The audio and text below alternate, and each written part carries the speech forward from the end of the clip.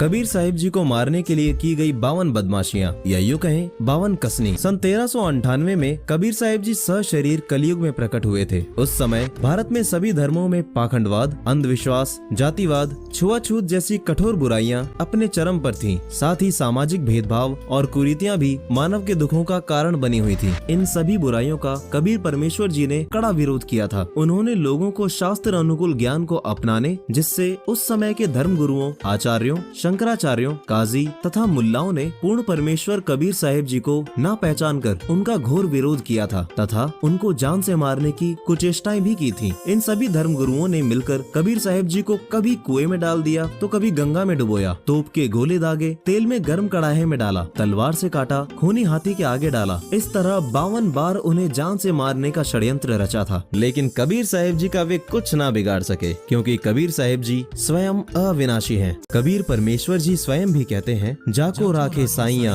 मार सके ना कोई, बाल ना बांका कर सके चाहे जग बैरी होए। हम ही अलख अल्लाह हैं, हमरा अमर शरीर, अमर लोक से चलकर आए, काटन जम की जंजीर, हाड़ चाम लोहू नहीं मोरे, जाने सत्य नाम उपासी, तारन तरन अभय पद दाता, मैं हूँ कबीर अविनाशी। आइए अब विस्तार से जानते हैं कि परमेश्वर कबीर जी को मारने के लिए उनके साथ कौन कौन सी 52 बदमाशियां की गई थी। गर्म तेल के कड़ाहे में बैठाकर मारने का प्रयत्न करना। एक बार सिकंदर लोधी के धार्मिक पीर शेख तकी ने कबीर साहिब जी को जान से मारने के उद्देश्य से गर्म तेल के कड़ाहे में बैठाकर मारने की योजना बनाई। इस योजना को पूरा करने के लिए वो हजारों मुसलमानों को इकट्ठा करके सिकंदर लोधी के पास पहुंचा और कहा, हम इस कबीर को उबलते तेल की कड़ाहे में बैठाएंगे। अगर ये नहीं मरा तो हम मान लेंगे कि यही अल्लाह है। जिसके बाद हजारों लोगों के सामने कबीर साहिब जी स्वयं ही उस गर्म तेल के कड़ाहे में जाकर विराजमान हो गए। सभी इस इंतजार में थे कि कबीर साहिब जल जाएंगे, पर कबीर जी उसमें ऐसे बैठे थे जैसे ठंडे पानी में बैठे हों। ऐसा देखकर शेख तकी ने कहा,